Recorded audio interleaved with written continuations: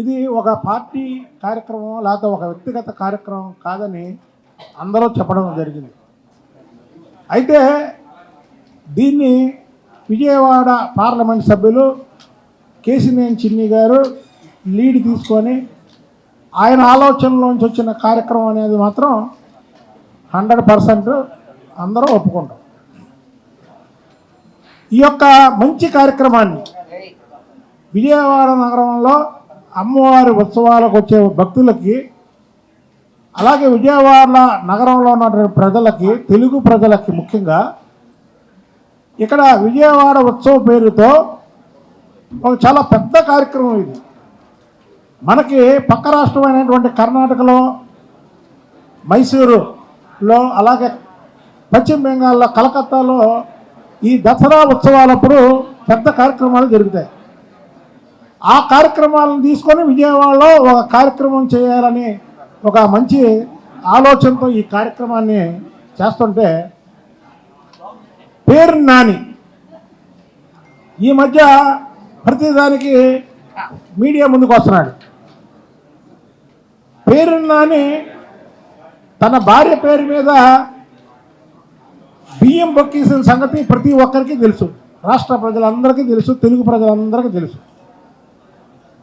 ఈయన 2007లో రాజశేఖర రెడ్డి ముఖ్యమంత్రిగా ఉన్న టైంలో ఇదే దేవాలయ భూముల్ని ఆక్రమించుకొని తన సొంతంగా దోచుకున్న సంఘటన 2 రోజుల క్రితమే ఒక పత్రికలో రావడం చూసాం.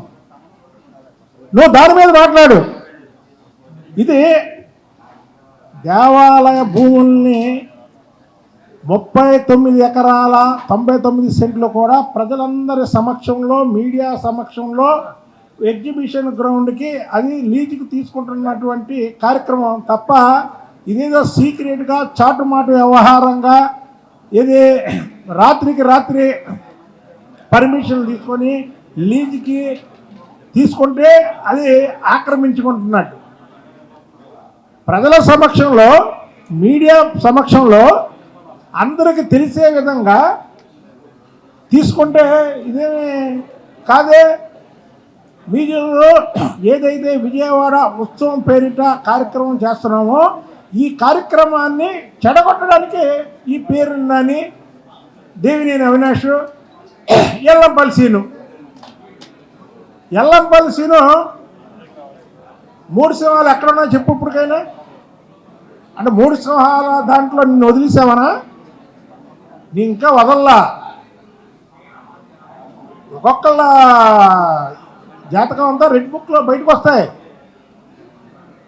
దేవినేని అవినాష్ కబ్జాల గురించి మాట్లాడుతున్నాడు. కబ్జాల చరిత్ర ఎవరిదో రాష్ట్రంలో అందరికీ తెలుసు.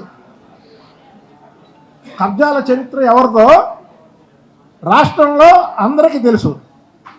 ముందు నిన్న కాక మొన్న పేరు నాని మీద ఒక పత్రికలో వచ్చిన దాని మీద పేరు నాని సమాధానం చెప్పు.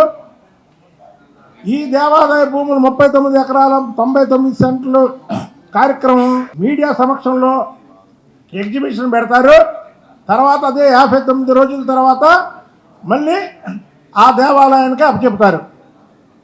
నీ భూముల సంగతి చెప్పు, నువ్వు దోచుకున్న భూముల సంగతి చెప్పు, నువ్వు ట్రాన్స్ఫారాలను కూడా అక్కడి నుంచి వేరే చోటకి మార్పించిన సంగతి చెప్పు, నీ మీద వచ్చినటువంటి పత్రికలో వచ్చిన దాని మీద చెప్పు.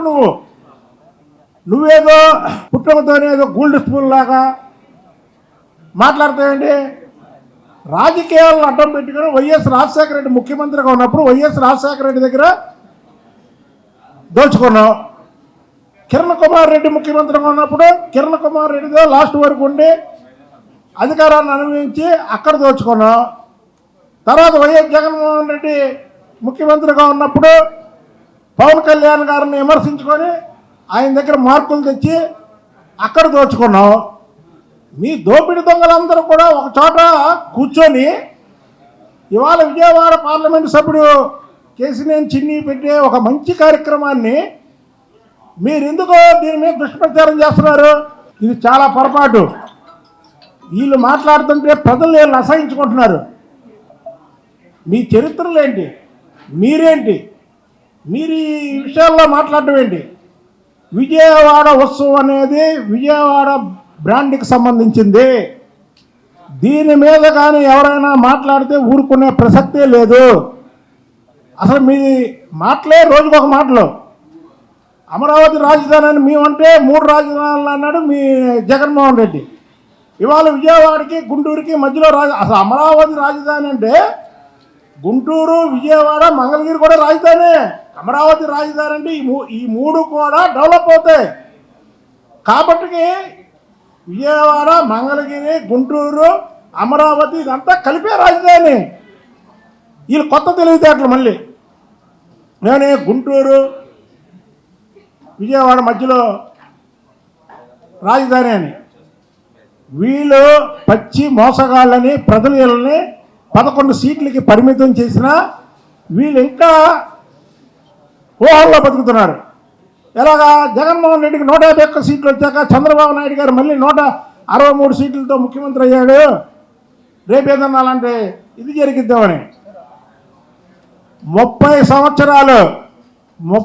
సంవత్సరాలు తెలుగుదేశం పార్టీ అధికారంలో ఉంటుంది. ఇక్కడ కూటమి ప్రభుత్వమే అధికారంలో ఉంటుంది. దీంట్లో రెండో క్వశ్చనే లేదు. కాబట్టి మీ నరం లేని నాలుక ఇటు పడితే అటు మాట్లాడినట్టు అటు రాజధాని మీద ఇటు విజయవాడ ఉత్సవాల మీద పిచ్చి పిచ్చి ప్రారంభాలు చేస్తే ఊరుకునే ప్రసక్తే లేదని వాళ్ళని హెచ్చరిస్తున్నా. Please subscribe to Leo news for more videos.